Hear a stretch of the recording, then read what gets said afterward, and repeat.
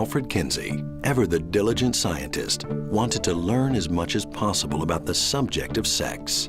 Kinsey was a type A personality. When he decided to do something, nobody turned him away from doing that.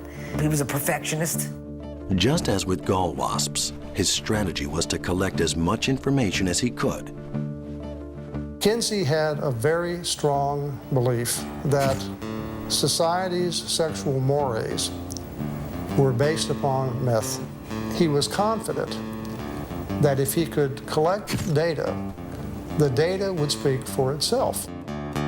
Kinsey believed that the best way to understand human sexuality was to find out what people were really doing in the bedroom. He began by persuading his students to talk about their own sex lives. These conferences, as he called them, became the basis for all of his research.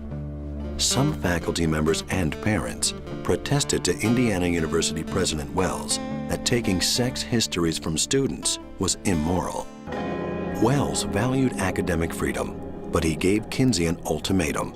He could continue his research or he could teach the class, but not both.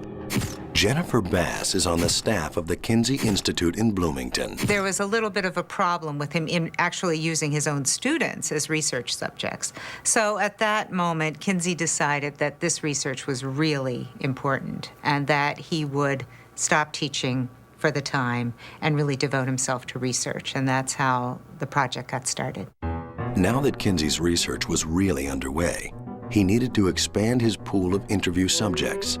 To Kinsey, more was better.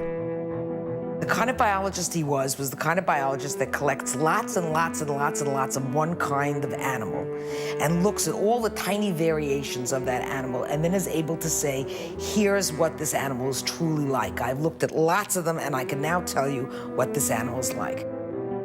To paint an accurate portrait of the sex life of the human animal, Kinsey would need to do a lot more interviews. He started on the Indiana campus, giving lectures to students and faculty members to persuade them to share their sexual histories.